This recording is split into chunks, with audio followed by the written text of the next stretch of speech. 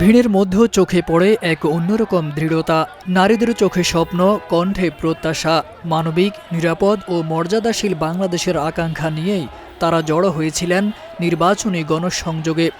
বাংলাদেশ জামায়াতে ইসলামীর আমির ডাক্তার শফিকুর রহমানের নেতৃত্বে একটি মানবিক বাংলাদেশ গড়ে উঠলে নারীরাই সবচেয়ে বেশি সুযোগ ও সুবিধা পাবে, এমন বিশ্বাস থেকেই তাদের এই সরব উপস্থিতি।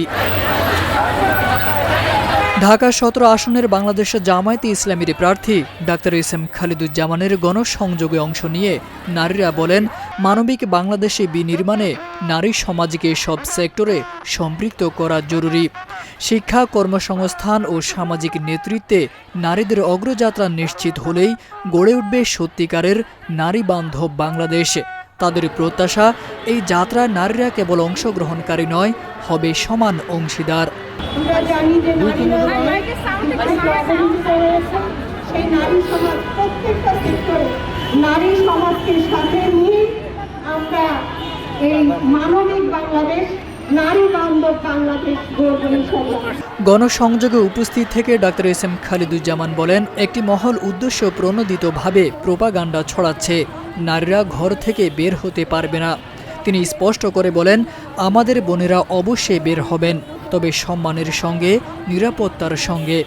আপনারা কোন প্রকারে আমাদের এই মিছিলে যেমন দেখছেন, আমরা সামনে এবং পিছনে তাদেরকে নিরাপত্তা দিয়ে তাদেরকে সম্মানের সহিত আমরা এই মিছিল সম্পন্ন করলাম।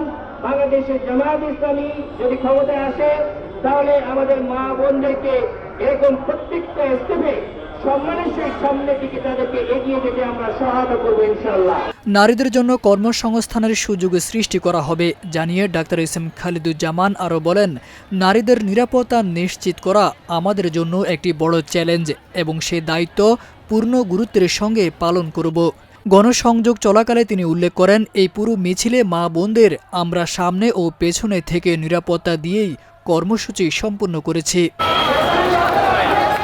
নারীদের সক্রিয় অংশগ্রহণ, নিরাপত্তা ও সম্মান, এই তিন ভিত্তির উপর দাঁড়িয়ে ঢাকা ১৭ আসন থেকে মানবিক ও নারী বান্ধব বাংলাদেশের স্বপ্ন আরও জোরালো হয়ে উঠেছে, যেখানে নারী সমাজে থাকবে উন্নয়ন, নেতৃত্ব ও সিদ্ধান্ত গ্রহণের কেন্দ্রবিন্দুতে, আর ভবিষ্যৎ প্রজন্ম পাবে একটি নিরাপদ, মর্যাদাশীল ও সমান সুযোগের বাংলাদেশ।